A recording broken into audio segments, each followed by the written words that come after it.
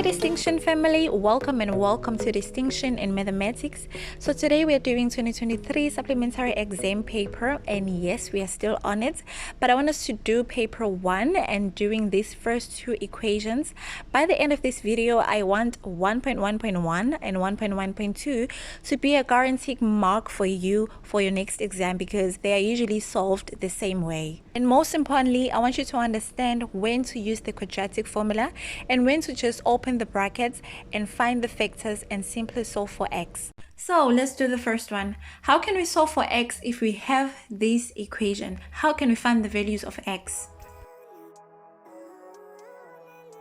This is a standard form for the quadratic equation, and the coefficients of x, and when I say coefficients of x, I'm talking about the number that is on this side of your x is the value of a, and according to this equation it is 1. It cannot be 0 when you are working with a quadratic equation. The value of b is 2 and the value of c is minus 15. So when I say a, b or c, please remember which position it belongs to.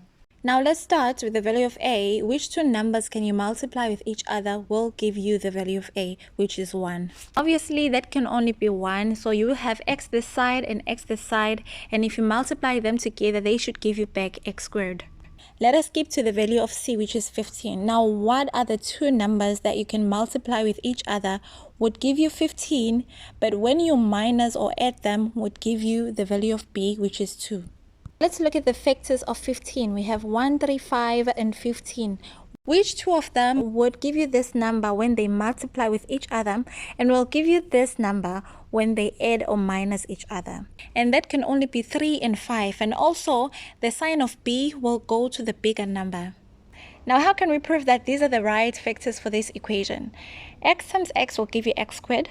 X times minus 3 will give you minus 3x, 5 times x will give you 5x, and then 5 times minus 3 will give you minus 15. So at this point, you have to find the values of x, and what you're going to do is you're going to equate everything in the brackets to 0. So basically, you're going to have two equations.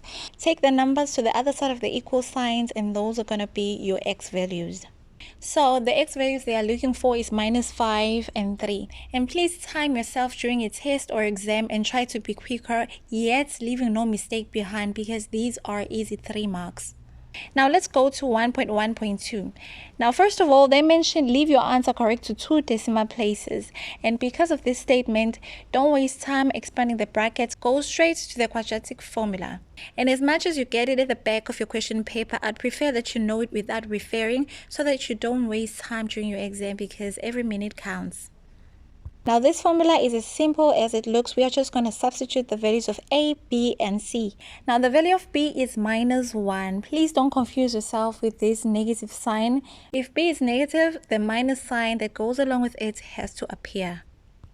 So the value of a is 5 and the value of c is minus 9. Please substitute correctly because one missing number will definitely change your answer.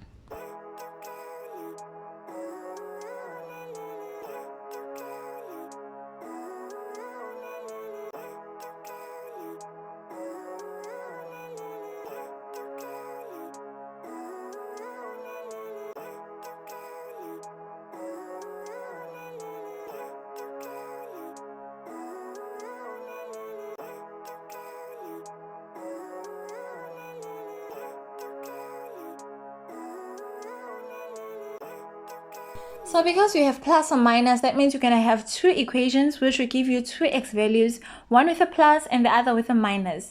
And don't forget to leave your answer correct to 2 decimal places as they have mentioned.